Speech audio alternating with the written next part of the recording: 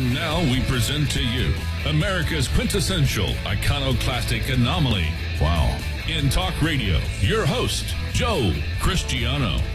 It's time for us to take back control of our government now before this bureaucratic, oversized and self-serving federal government starves us of our property, our freedom, our rights, and our liberty. To do this, we must shed conventional thinking regarding our political structure. We need to be revolutionaries in thought, dissidents in action, only after we recognize what our government is doing to our freedom and our Constitution will we start taking it back.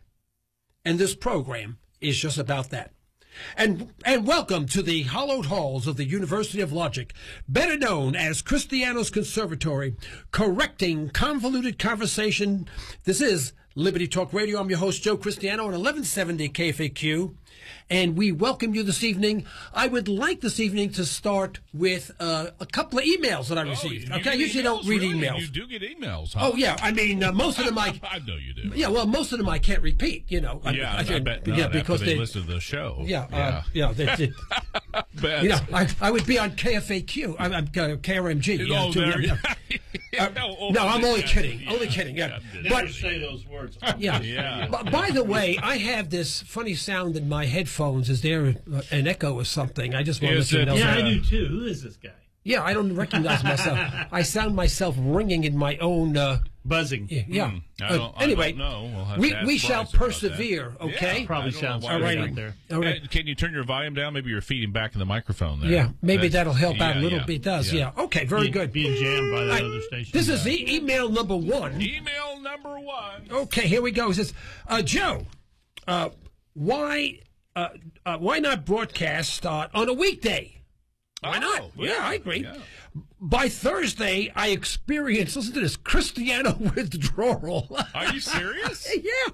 And,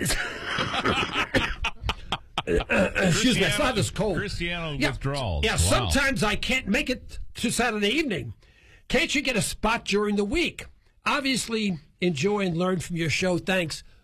Melissa. Yeah. Wow. Melissa. Yeah, don't tell my wife. I'm getting emails from Melissa, you know. Boom. Yeah. Well, how do I get you on a week? I know I asked them, and they ran from me, you know. Well, I was going to say, they stoned me. It was like turning the lights on the cockroaches when they asked you asked about that. That's right, yeah. No, all you have to do is just call our main office at 918-743-7814, and just talk to the program director and see if they can squeeze you in there. I mean, 743-7814, right? Yeah, 918-743-7814 is the main phone now you number. Call in. Now you don't have to be nice, do you? You can be demanding. No, you can be demanding. You know, all that kind of thing. Yeah, be like me. You know, they'll know why you're calling. You know. But no, that's the best way. I mean, if people would like to hear you during the week, that's the best way to spearhead that and do that. But and the emails, of course, from people like Melissa. Yeah, it's nice to know that someone misses me, you know. Yeah, and you know, we have a listener out there. I have one listener. What do you know? And she would also listen during the week. No, I had it, you know. Yeah, amazing. Yeah, exactly. Yeah. Okay, here's email number two. Email number two. Yeah, this guy's a nice guy. Mr. Cristiano, got very formal. Mr. Cristiano, you know. We got gentlemen I would prefer something. I prefer they say something like Your Eminence. They don't know you very well, do they? They don't know you, Mr. Well, I prefer Your Eminence or something like that. Yeah. You have the most entertaining. Listen, this is true, I think. The most entertaining while educational program on radio. I agree with that. That ought to be in the open. Yeah. I like the way you kind of position that. You pay somebody $10, they'll say anything. However, I didn't get $10 for saying that. I got $1. Like you pay those zombies. I overpaid by $9. However, well, you know that minimum wage thing. However, I think your brain must have morphed into an overcooked batch of spaghetti. Really? Yeah, he said you had the audacity. Read any longer? No, really. He said you had the audacity to infer that the job of the President of the United States was subordinate to that of an ordinary housewife. Where did your brain, or should I say strands of spaghetti, go? Oh, mercy. He says, thanks for hearing me out. But I think he's being facetious. Is that a he or a he? Oh, no, that was Rex. That was from Rex. Yeah, Oh, Rex. That you're was out my there? dog. No, I mean, It may have been the dog or it may have been the owner. I'm not sure, you know. But, with today's computers, maybe you can bark and it translates or something, you know. But, he makes a good point. This is a real problem we have. And the problem, I mean, it's a major problem in the United States in that we have public servants. Once they go into office, they become the honorable public servants, and you're relegated to dirt. I mean, and we have this fixed in our mind that actually once someone is elected, they are at a higher order, and we have to not only respect them, and here comes the word, revere them. Revere them, even more sick? I mean it. It's horrible. Yeah, you know what's even more sick? What's that? You know what's even more sick than that? What's that? They believe it. Oh, yeah, absolutely. If they don't believe it up front, they get to believe it. Yeah. And it's a real problem. Let me walk through something very simple, okay? Now, first of all, the Constitution, if you read the Constitution, the first couple of pages, there's like 22 times where it says the president or the Congress shall not. In other words, it's full of shall nots. It sounds like a strict mother with kids. Stop, don't touch this, don't do that, don't do this. You can't do anything, right? Because your mom is watching. That's exactly what the Constitution says. Now, when a woman gets up in the morning who has kids, she has to make sure that there's food on the table. She has to prepare for it. She has to prepare her breakfast for herself, sometimes for her husband, sometimes, sometimes the husband participates if he has time or whatever, right? Now, if she doesn't work, she typically takes on that role. She has to make sure that the kids the night before has the right clothing. If they don't, she has to make sure they're washed, they're ironed, or whatever the case may be, right? She has to make sure that they all have a little bit of change in their pocket in case they want to buy a drink, during recess in a vending machine. In other words, she goes through 20 or 30 different small little things that must get done before those kids leave the house. How old are you? No, what's that? How old are you? You're dating yourself. 71. Yeah. Well, no, I understand that. Yeah, I understand that the people get up today, the mom leaves, and the kids leave after the mom does. No, I fully appreciate that. But understand, I'm talking about a housewife. I say, what is the most important job in the world? And that's the job of a mother and a housewife. Much more important than the president, right? And she has to make sure that, when she gives the money out, that the checkbook is balanced. She has to make sure there's enough money in the checkbook, etc. In other words, everything she does has a consequence. If she sends the kids to school dirty, she can get in trouble. The kids get in trouble. And the thing is, everything the mother does makes an imprint on the child. Oh, so sure. Or doesn't do. Well, doesn't, right. Yeah, that's a good point. Yeah. When the child grows, she's responsible for the most precious asset of this country, and that is a human being. She makes sure they don't get hurt, that they don't walk through some dark alley somewhere going to school, etc. You can go through a million things. Now, hear me out, because we don't have much time. All right? And beside that, she has to hold the whole house together. When she knows they're going to come home, right? And assuming that she's the housewife, right? She has to go shopping. She has to make sure that she cuts out coupons or where she gets the best deal for the bang for the buck and whatever, right? She has to make sure the house is clean, that the things are done to the house, etc. In other words, everything she does has a consequence, and everything she does also has an imprint in the kid, that the kids say, boy, it is normal to be responsible. It is normal to watch your money, to be frugal, basically. It is normal to be careful and organized. This is the most important thing in the world. Now, let's take the President of the United States. This guy, I want to use names, but I can't because I'll get thrown off the air. But this guy, right, gets up, right? Who irons his clothing? No, someone comes in and says, oh, Mr. President, which jacket would you like? And it's all pressed in, $1,000 suit. And he picks whichever one he wants. He goes to the bathroom, right? The bathroom is all clean, has all the best soaps, the best everything. Who knows? Maybe clean towels and someone even may yeah. wash him. It may be an automatic car wash for all, a human wash for all we know. You know what I mean? But he has everything. Everything he needs is there. Probably the only thing that he actually does for himself is maybe shave, right? He goes down to eat. Now, do you think he has to cook? No. Everything is done. If he wants the most exotic breakfast known to mankind, it is there when he wants it, where he wants it. You see, and I can go on and on and on. And then, And then when the president makes a decision during a meeting, of course, he's done nothing other than served on for 3 hours. And they say, Mr. President, troops are so-and-so, and this dictator's doing this. And the United States sends in troops or a drone and whatever. And people are killed, always needlessly, always killed needlessly, right? And people are killed, right? Is he held accountable? No. He's held accountable for nothing. Absolutely. He can go to a country, literally destroy the economy of that country, destroy it, and blame it on someone else. Now, that's true. You tell me who has the more important job? Come on, guys. I mean, 855-866-1170. I want to hear from you. You tell me who has the more important job. I mean, we've had presidents send men to war. You take Bush and send people to war in Iraq, an invasion into Iraq. 1.5 million people died. Did you hear him say this? Oh, boy, did I screw up. I killed 1.56 million people. No, never hear of it. If the mother makes a lunch where the kid gets sick because they had bad peanut butter or something like that, they'll haul her into court. They'll say, oh, she's a bad mother. Who has the important job? Please, there's no even close comparison. And I never want to hear that again. The president is nothing because he's accountable to no one for anything that he does. And it just pisses me off, I'll be honest with you. Okay, we have a break time now. Yeah, we got a break. Let's go for a break real quick. We'll come back. Yeah, I need a shower.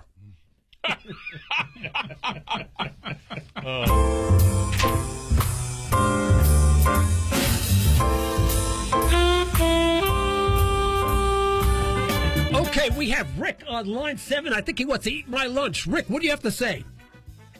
Well, actually, the only thing I really have to say is I want to go back to what you said earlier about the most important job in the world. I tend to agree with you that the modern American mom, not necessarily the housewife, but the modern mom, American right. mom I agree.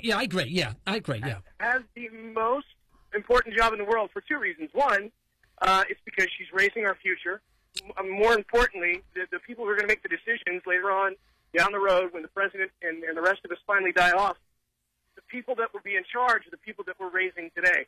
That's the right. modern American mother actually has the most important job in the world, and I tend to agree with you.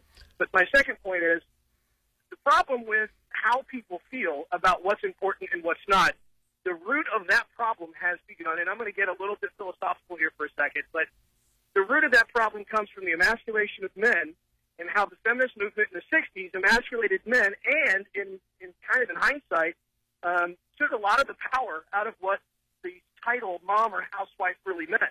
Because in all honesty, that's the most important job in the world, like we were talking about a minute ago. Oh, I agree. Yeah, I agree. And it was minimalized. It really was at that point in time.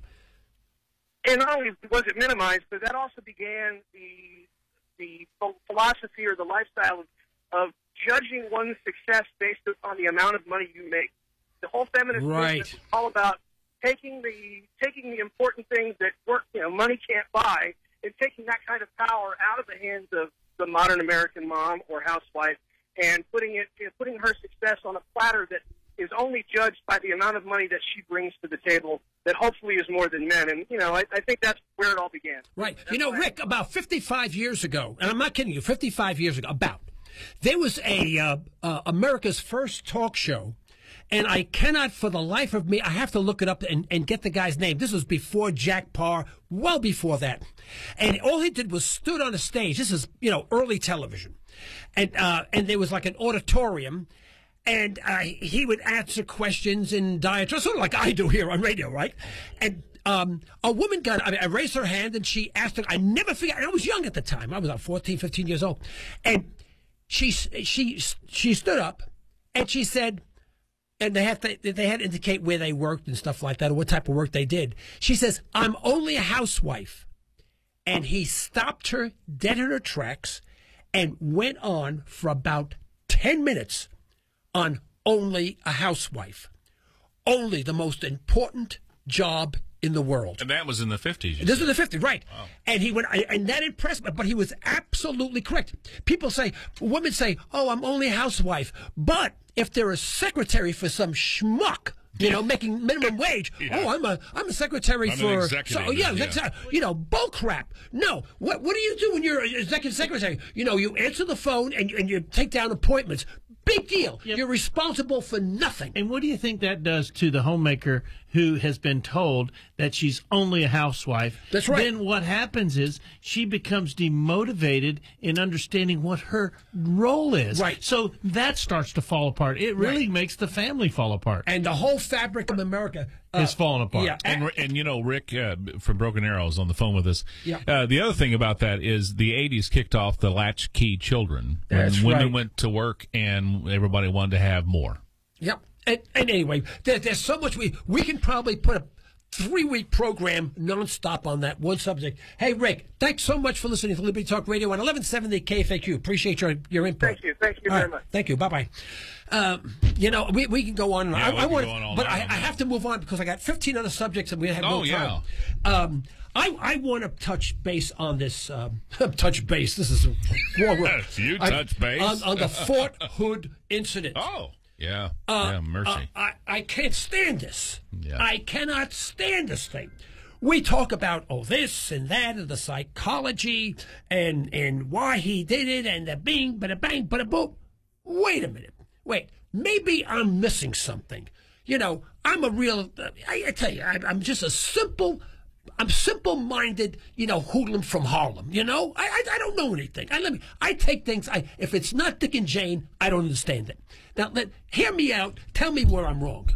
You take a kid, just a nice kid, all right? He doesn't know what he wants to do. He goes. Someone says, "Hey, why don't you go in the Army? They teach you electronics." All right, he goes in, right? And what do they teach him in the Army? What do they teach everyone to do, regardless of how you sign up? You're in conflict, kill. No, they teach you how to kill. Yeah. What they do is they take a basic human instinct. In other words, if I had a gun, no matter how much I dislike somebody, I would find it repulsive, really, to kill somebody. Even policemen who are trained and in gunfire, in a situation where there's, where they have to draw their gun to kill a killer, a murderer, what happens to them afterwards? They go through depression. They go through really tough. So it's naturally not to want to kill somebody. What the Army does, or the Marines and all of them do, is that they make certain that that the Army breaks down that barrier, that killing becomes normal. Because when you're on the battlefield, you can't hesitate. You have to want to kill. And today, the way we're not defending anything, we are going to someone else's country and they're saying, clear that area, right? In other words, complete your mission. And I've seen many videos on this where they go into an area and there's men walking around just working. Just everyday people, women and children. And you hear the guy call in and said, there's no one in this area, area's clear. The guy says, complete your mission. He says, but you don't understand, there's women and children here and, there are no insurgents here. They say, complete your mission. Then you see, and everyone, men, women, all get killed, right? These guys come back and what do? Commit suicide. In other words, the government is training our kids to kill. We want killers. If we don't have killers, we don't have offensive wars. Now, it's different if you're sitting somewhere and someone is coming toward you with a gun. You're more apt to shoot the person. You'll still feel badly, but you're defending your wife and your children. That's psychologically different. You will not, it'll frighten you, but you will not be bent out of shape for the rest of your life. But when you go to bed every night knowing that you killed an innocent person, whether it be a man, a woman, or a child, you want to die. And most of these soldiers say, I want to die. They'll tell you that.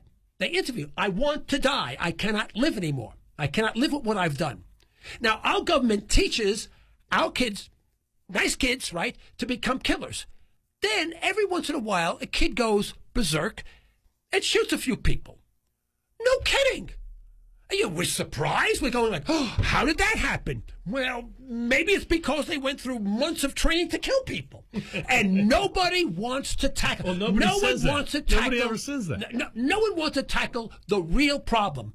The problem is that we have a Department of Offense training killers. So we can go somewhere and kill people by pointing at them. Not that we're in a foxhole and there's a whole platoon coming at us, and if we don't fire, they're going to kill us. Won't the drones solve that problem, though? Oh, thank you. Oh, yes. I mean, thank you very much. We're dispassionate. We can use drones. This is wonderful. Nobody has any emotional attachment That's or right. feelings for the people that they're killing. That's so right. Drones... In fact, I'm so pissed off at you, I'm going to buy a drone and knock you out. All right? Okay. All right, we got about 5 minutes before we go to break, but then we're going to have, by the way, last week we were supposed to have Nick Dranias, okay, with the Goldwater Institute talking about the constitutional amendment, anyway, and he didn't show. So I called his agent and I said, what happened? His guy got pneumonia, almost died. I mean, really bad, But he said he actually recovered. He said he will be here tonight, all right? Good. If he's not, I'm going to go over there and pick him up myself and drag him here. No, I'm only kidding. No, but he should be here tonight at 7:35, so stay with us. And now, I was getting a haircut the other day, and every time I go there, there's a new girl there. Every time I go, I get a haircut every couple of months. I have 15 strands. They give me a discount. Sometimes I do, and so I always ask the girl. I said, are you I said, excuse me, I don't know the term, a cosmetologist or something like that? She said, oh yes, I got a license. I said, is it expensive? Oh, she says, very expensive. I said, like $1,000? She says, oh no, more. She said, $2,000? She said, oh no, more than that. I said, I'm only asking how much. Over $2,000. I said, excuse me. I said, well, why do you need to be a cosmetologist? I mean, I got 15 strands of hair. What do you need that for? She said, you know what she said? She says, I don't know.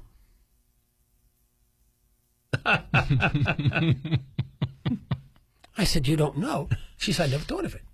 I said, you spend thousands of dollars. I said, why did you need a license? She says, oh, in case I make a mistake. I said, if I made a mistake, I said, why would I come back? She said, I never thought of that. I said, really, understand that this woman thinks she's free. She's not free, right? All she is, right? She's a subject of the state. She's paid thousands. She's going to be paying just like college students pay for the rest of their lives. And then she has to pay for her licensure renewal every, And then, God forbid, someone complains and says, I don't like my haircut. She can lose her license. Anyway, we have Rick on line 7. He wants to eat my lunch. Rick, what's on your mind?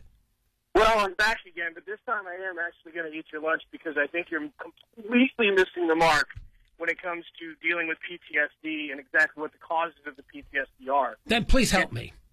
It is not. It is less about the collateral damage because collateral damage happens unknowingly. What most of the PTSD cases, and it's been proven in lots of research with lots of soldiers that have come back, many of which are some of my friends, it's all about the fact that they are daily battling with reasons why it wasn't me. Why did my guy, my best friend, the guy that I went through all this training with, who's sitting right next to me, why was he the one that died and not me? What did I do so great that allowed Oh, okay. me? I agree. Rick, I agree. It's on both sides of the fence, and I left that out. Thank you for adding that comment. Well, I have to go because we're running out of time before our break. I appreciate very, very much. Thank you very much, Rick. Sorry to cut you off. Okay, thank you. And anyway, and he's right. He's absolutely correct. It's on all sides. But remember, we train our young guys who have never held a gun before, never wanted to kill. We have to train them to be killers. Understand that. We were going to do a Liberty quiz. We have no time for it whatsoever. And there was one other thing I wanted to bring up before our time. Let's see. I'm lost here. We talk about Snowden and all the bad things he's done. Yeah, right. About the You CSA. want to get rid of Snowden and all that stuff? He didn't do bad things. No. Wait, hurry up. I mean, they say that. All we need is a legitimate press. If we had a legitimate press, everybody in the press would, in fact, be uncovering the truth, right? Would say, oh, you did this? We're going to verify to see if true. In other words, everyone in Congress they should wear diapers every time the press comes around, okay? But what happens now, they own the press. That's why we need Snowden. Snowden is our modern-day press. I tell you, this guy is an American hero. Don't think anything less of that other than he's an American hero. Hoo yeah! Right.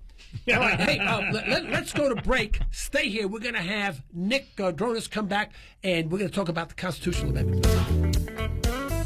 Our guest this evening is Nick Dranias. He's the Director of Policy Development and Constitutional Government at the Goldwater Institute. Mr. Dranias is a candidate for the State Bar of Oklahoma Board of Governors, declaring enough is enough to the burgeoning near $18 trillion federal deficit. Georgia lawmakers have become the first in the nation to call for an Article 5 constitutional convention of states to rein in out-of-control Washington spending. For your information, the Georgia Senate passed 3025, the Compact for Balanced Budget Amendment, which now awaits Georgia Governor Nathan Deal's signature. Mr. Dranias, welcome to our program. Hey, thanks for having me on. I'm glad to be on this week. Okay. I don't know if you listened to the first part of the program at all. No, unfortunately I didn't. What happened? Oh, because if you did, you probably would have hung up, you know. No, it was just a wild show. That's all. I was ranting a lot this evening, so I think I've calmed down somewhat. Well, thanks, Nick, for being on our program. How was I know you were very ill last week. You okay now or what? Yeah, no, I came down with pneumonia and frankly, slept through the show.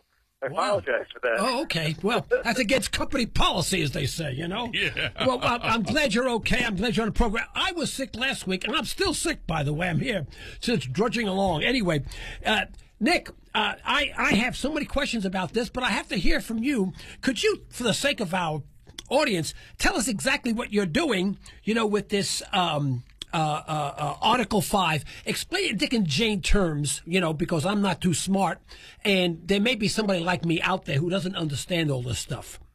Well, let's start with the payload first. Look, we need a balanced budget amendment. We have to stop the unlimited use of debt by the federal government. They're addicted. They're basically selling the future of our kids and their kids away. They're mortgaging them. And if we're going to leave anything better for our kids and their kids than what we have, if there's any chance of that, we have to stop the endless borrowing and spending. And so the real question is, how do you get there? Right. Congress is not going to tie its own hands. Congress is not going to lead on the issue. They've already suspended their own statutory debt limit 3 times. And I mean suspended. There's no debt limit right now. The sky's the limit. So the only way to do this is to come from outside of Washington, and that's where Article 5 comes in. Article 5 is a part of the Constitution that just lays out what you have to do to amend the Constitution. And there's 2 ways to do it. It's not just something that Congress does. It turns out that 2/3 of the states can apply to Congress for a convention for proposing amendments. And so what we're doing is we're trying to get the states to do more than that. We're trying to get the states to sign on to a formal agreement committing them within 7 years or less to get to a balanced budget amendment without being able to back out once we get the threshold number. And the reason why we're doing that is we don't want to play around. We want to get this done. I don't think, and our experts, the economists that work with us, don't think we have more than 7 years. Beyond 7 years, we're looking at a national bankruptcy amendment. So it's time to stop playing around. It's time to start stop just sending messages and letters to Congress. We need the states to form an institution to actually formally agree to get the job done. That's what the Compact for a Balanced Budget Amendment is. Okay, now, but even if you get that, in order for ratification, don't you need 3/4 of the states? Exactly, and that's why in the Compact we've designed it so that it does not go live. It doesn't trigger anything active until 38 states join it. So, our argument is if we can't get the 38 states on the front end, why are we bothering with the process? Right. So that's what's unique about the Compact. In the Compact, we have everything that the states do in the process prepackaged. It's it's like an escrow closing. If you ever did one of those where everything's signed, ready to go, and then you just exchange the money and the keys. In the Compact, we have the application. We have all the delegates named. We've got the amendment that we're talking about. It's actually spelled out in the Compact. We've even included the ratification in the compact in advance. All of these things are combined into one agreement that 38 states will join to. We've already got 3 in play. We're hoping to form the commission that then takes over the job of organizing it when 3 states join. Georgia's well on its way. Alaska looks really good, and we're just one step away from the Senate floor in Arizona. But aren't many states in basically the same poor financial condition that the United States is? I mean, with their own budgets? I mean, is this calling the kettle, who's calling the kettle black type thing? Well, nobody's perfect, but the states, by and large, leaving aside, say, Illinois and California, the vast majority of states are far better off than the federal government. Right. Now, that's maybe not saying much, but the vast majority of states have, a tenth of the debt of the federal government. They have a tenth of the liabilities of the unfunded entitlement programs of the federal government. I mean, they're just mostly far better off, and the reason is pretty simple. 49 states have some sort of balanced budget amendment or debt limit requirement in their constitutions or on their laws. Right. And as a result, I mean, they're not perfect, but it's better than nothing. And that's one of the reasons why the states are doing so much better relative to the federal government. And that's why you want to look to the states for leadership. I mean, it's not that the states are perfect. It's just that they're far better than the federal government. And that's why we need them to organize behind a compact to make this an institutional push. Well, how do we account, though? There's always some squirrely ledger item like extraordinary measures or off the balance sheet items or emergency defense allocations. You name it. I mean, you name the word. That's an exception. I mean, they have more exceptions than, as the old saying used to go, I'm going to age, Carter has liver pills. Remember the old saying? Yeah, remember that saying? The liver pills. Yeah, Carter has liver pills. I haven't heard that expression in 50 years. More excuses than Carter's got liver pills, yeah. You say that to kids today, and they're looking like, huh? Yeah, that's right. Kids don't know anything. Anyway, but you see what I mean, Nick? There are so many weasel ways out of this thing. How do you do now? Listen, I'm in agreement with you. Don't get me wrong. I'm with you beyond 100%. I wish I was dictator. We'd stop everything. So how do you get around this? Number one, I have a few other questions, but tackle that one first. It's really simple. You don't define a balanced budget in terms of budgets. What you say is very simply that you can only spend the cash that you've got from taxes at all points in time. And that's it. I mean, that's the secret. There's no way to game that. Either the cash is in the bank from the taxes or it isn't. Now, the problem, of course, with that is that sometimes your taxes aren't there. Sometimes they're volatile. Sometimes you have to pay the bills and the money's not there. So one of the things we've discovered is you actually cannot have a non-gameable balanced budget definition without allowing for some degree of borrowing to smooth out the cash flow volatility. Just like a business, businesses don't meet payroll from cash every week or every couple of weeks. Sometimes they tap a revolving line of credit to smooth that out. That's correct, right. Cash isn't there. So all you do is you replicate that for government. You say you cannot spend anything other than taxes at all points in time, period, no matter how you play the games in your budget. But if there's cash flow volatility, if you don't have the taxes, then you can borrow from a revolving line of credit. And so that's what we've done. We've combined a revolving line of credit and that tax limit. Let me ask you something. But that's just half the story. The other half of the story, of course, is you have to set a budget and stick with it. Well, what I think is this: it's too much micromanagement, and there's too many games that can be played to try to presume to have a constitutional amendment to tell people how to do a budget or whether to do a budget. What I would rather do is just control the cash flow. You can only spend what the taxes are, and the nice thing about that is because there will be scarcity. The people who have control of the budgets are going to have to do a budget because there's no other way to plan for scarcity. There's no other way to make priorities. And so what you find is if you limit the spending to only the cash tax flow, then you know what? There's going to be a strong incentive to finally start devising real budgets because they have to do it to deal with scarcity. But, Nick, in this case, would not our government have to revert back to the original context of the Constitution? For example, and let me just give you just one of this. I have 100, but just one. if there is a major disaster in California, there's an earthquake, a major earthquake, all right? It is not the responsibility of the federal government to provide aid to California. Period. I mean, there's nothing in the Constitution that says earthquake in California, the U.S., the federal government, meaning me, meaning you, meaning the person in Virginia, meaning the person in Illinois, has to cough up $10, $20 of our earned money to give it to California. Now, we can voluntarily give it, but the government doesn't do it. So we have this so-called benevolent government where if no matter what happens around the United States, or around the world, I should say, we're always there to give billions and billions of dollars because we're so kind, meaning they're taking money from me that I don't want to give them in the first place. That needs to stop. Can you actually stop that? Let's say this passed, and then there's a earthquake in California. The government has to say, not our constitutional responsibility, and that would be correct. And don't get me wrong, I'm not being a hard nose. I'm just saying it's not their responsibility. But you got to ask, what is the political cause of us pretending that we can spend money on anything like something like you're talking about, or even worse things? It is the illusion of unlimited resources. And absolutely right. Right. And what is the illusion from? What creates it? It's unlimited borrowing. Right. If there was a reality in which there was scarce borrowing, you had a limit on the debt, you couldn't spend more than tax flow otherwise. If that were the reality, then all of these illusions of grandeur that the federal government can do anything and everything would have to go away. So, and in fact, this is not just Nick talking.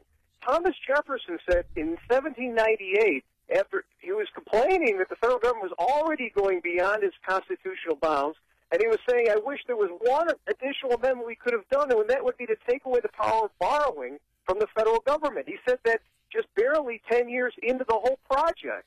And so it's fundamentally true. If the politicians can pretend that they have unlimited resources, there is no parchment in the world that will stop them from just spending until the system crashes, and that's what we've got. Yeah, well, that's what we have now. In fact, we're beyond that now. Anything reasonable. And yet, if something should happen tomorrow and someone needed $18 billion, bingo, it's only $18 billion. It's gone. We'll give it to with the commitments they've made already, all they'd have left to do is to tax the you-know-what out of us. Yeah. Now, what are they going to do if that was the case? Are they going to increase taxes?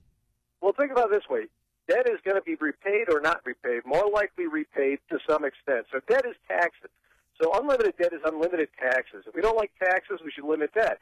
Right. You don't want to kill the golden goose. You don't want to destroy our seed corn. You don't want to go and risk a completely tax-mageddon type policy to close a deficit. So you do need to have a tax limit in a balanced budget amendment. The balanced budget amendment the compact has a very strong tax limit, but one that does not completely foreclose raising revenues, because in the end, if we have to choose between our kids and ourselves to close a deficit, it should really be ourselves, not our kids. But what we've done is we say that if you want to raise income or sales taxes, have any sort of new income or sales tax, or increase any income and sales tax, you got to get 2/3 of each House of Congress, the whole number, not a quorum, and with 4 exceptions. You can completely replace the income tax with a sales tax using simple majorities. You can flatten the income tax code, get rid of exemptions, loopholes, deductions, credits. You can raise tariffs. You can raise fees. And that's it. Now, the reason why we create those exceptions is, one, it will draw the push for revenues to the places where the special interests will fight back the hardest. I mean, think about how hard people will fight to keep their tax deductions, their homeowners deduction, and so forth. Think about how hard all the people who don't face the sales tax would fight to prevent an income tax from being replaced with a sales tax. So one of the things we do is we create a narrow gap, Thermopylae style, 300, the Spartans. We create a narrow gap where that's the only place you can get your tax increases, so that if they go there, the special interests will fight it back hard, and that will skew the fight towards spending cuts to close any deficit. But it will not be impossible.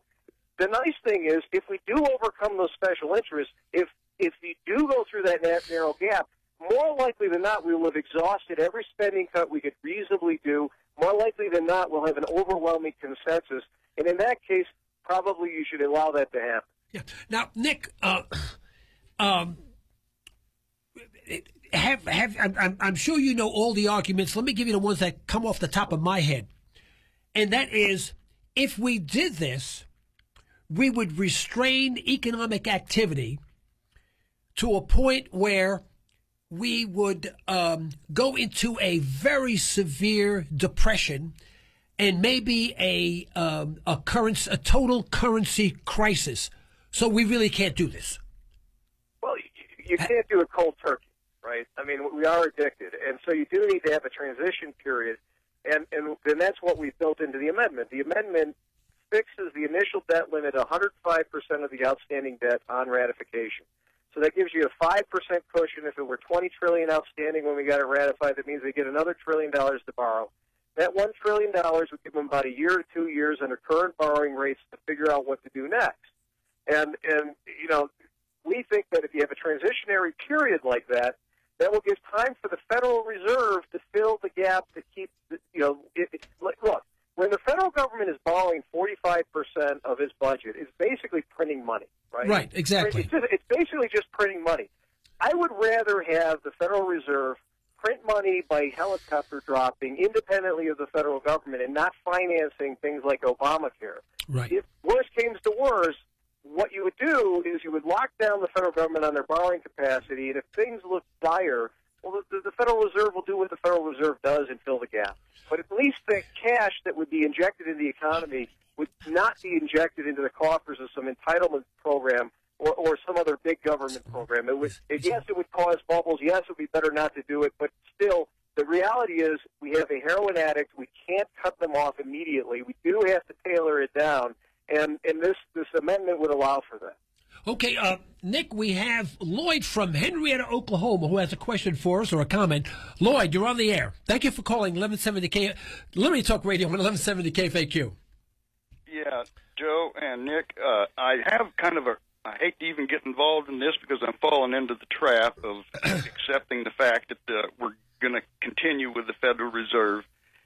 But, you know, and I heard it mentioned just a little bit ago, what is to stop them from just go ahead and make whatever budget they want and then just raising our taxes? And then, now that's the trap I fall into, which is saying that because that's not the problem. The problem is our monetary system. And as I just heard said, Fed or whatever borrows 45% of the money or whatever. You know, actually, we pay interest on about 140% of our money because every dollar that's ever been created by the Fed, we owe interest on that through the bonds that were issued to create the money in the first place. And until those bonds are repurchased by the Treasury, those dollars, and even these dollars that have been burned up in house fires or gone through a lawnmower or went to the bottom of an ocean in somebody's pocket, those dollars still exist. The bond has not been repurchased. We pay interest on those dollars even though they no longer exist, and they will continue. We will continue in perpetuity to pay interest on those dollars. The real issue is the fact. I totally agree with your analysis. I agree that the monetary system needs to be reformed, but just because you can't fix everything at once doesn't mean you don't do anything. And the reality is that the Federal Reserve conducts most of its monetary operations buying government bonds. So if you impose a limit on the amount of government bonds, you will restrain to some extent the Federal Reserve's capacity to engage in monetary actions. Now, yes, the Federal Reserve will still be able to do so. They can buy mortgage securities. They can drop money out of helicopters and so forth. But the bottom line is you can take a small bite out of the monetary problem by limiting government bonds, which is a byproduct of limiting government debt and having a balanced budget amendment. And then once we've done that, we can turn around and we can start taking a look at how to fix the monetary system. I don't know if an amendment is necessary for that or not. I don't know if you can get to 38 states with such a complex idea, which is the threshold for ratification. But if you can, I'd certainly be all in favor of it. Okay, yeah, well, the two things there. One thing, the Fed is a Ponzi scheme, and Ponzi schemes can only exist as long as there is an increased supply of money. So there's going to have to be increased debt every year. Otherwise, interest rates will start to skyrocket because the laws of supply and demand. Little money, there's a high interest rate. A lot of money, there's low interest rates. And then the other thing I have is they don't obey the amendments we have to the Constitution right now, like the 1st, the 4th, the 5th, the 6th, and the 8th. Why are we going to believe that they would follow the issue that you have now? I don't mean to be negative. No, hold on. That's just not true. Look, the Second Amendment was vindicated in Heller just a couple of years ago. The 14th Amendment, the application of the Second Amendment, was vindicated in McDonald. The First Amendment, we got Citizens United. We just had McCutcheon come down. It is simply not true that the federal government is not observing all of the Constitution. It's not true. So I reject that hyperbolic claim. Most of the Constitution is being observed. Yes, big parts of it aren't. Yes, that matters. But the Constitution matters. It is something that is being observed more often than it's being violated. And that is why amendments are necessary. And it's quite frankly, your position is inconsistent, because if amendments didn't matter, why would you care about this amendment? Why would it bother you at all? You'd just say, hey, we're wasting our time. Well, I'm just saying that it's going to be probably a waste of time, kind of prolonging the agony before the Fed actually collapses. Do you think it could possibly force that issue if this amendment was ratified by 3/4 of the states? It might actually force the issue that the Federal Reserve has to come and have come to Jesus meeting, you might say. Well, look, we've got two choices here. We can do this in an orderly fashion, knowing that there's scarcity coming in the 1 to 2 year cushion that we build into this amendment, or we can do this Argentina style and just sort of default when people stop lending us money and watch the system crash. And you know what? That's a disaster. It's not. You know what happened in Argentina 2 years into their default? They nationalized everyone's 401ks, replaced their real assets with the bonds they couldn't sell on the market. So look, chaos is never the better solution to order. Planning is always superior to then just letting whatever random events happen in a system collapse. What we need to do is create a framework for scarcity in government. A balanced budget amendment does that. You need to create it with a transitionary period that allows for planning and prioritization. You don't want to just push everything off the cliff and hope we sort it out. Hey, Lloyd, I'm sorry. I'd love to have you on the air because you're probably the most intelligent person that I know and on about every subject. But we only have about 1 minute and 45 seconds left, and we need to give our guests some time to wrap things up. Lloyd, thank you very much for calling Liberty Talk Radio on 1170 KFAQ. Appreciate that very much. We have about 1.5 minutes, and I want to give you at least 1 minute or so to wrap up. This has gone so quickly. Next, we have to come back, Nick. Subject. And you got to get interesting subject. I'm on the same page with you. We need to get an update from you, maybe within 6 months or within 6 months. How about that? Hey, I'd love to do that. And in fact, in the next 2 to 3 weeks, I expect Alaska and Arizona to pop if things go well. So we'll have a lot of things to talk about. Okay, very good. And I want you to keep in contact with us. And would you tell our listeners about how they can learn more about what you're doing? Well, I would go to www.goldwaterinstitute.org/Article V, Article 5, Roman numeral 5. And you can learn all about the Compact for a Balanced Budget. You can also get even more in-depth information at www.compactforamerica.org. And you can also find Compact for America.org on Facebook. All of these are great resources. Look, we've got to organize the states. It's got to be more than just sending out letters to Congress or having 911 marches. We've got to actually create an institution that's committed to getting the job done. That's what the Compact for a Balanced Budget is. Okay, when you finally work with the state of Oklahoma, will you give me a call, please, and we'll get you on the air, okay? Would love to. Okay, Nick, thank you so much for calling. Appreciate it so much. My pleasure. Thank you. You're a great guest. Okay, this is it. All righty. All right, this is the end of... do we have some music or something we can play? I mean, I hate doing this without music. We don't have any closing music. No, No closing. No. This is the end of today's broadcast. We'd like to thank our sponsors for the financial support, and we'd like to thank you for listening in. Folks, you can further the cause of liberty by recommending this program to your friends and let us hear from you. Our email address is comments@libertytalkradio.com. Remember, you're either allowing your liberties to be taken away or you're striving to protect them. Unfortunately, folks, there is no middle ground. Also, remember, we support those who support this program as they are helping preserve our freedom. With that, until next time, I'm Joe Cristiano. This is Liberty Talk Radio on 1170 KFAQ. Stay well, stay tuned.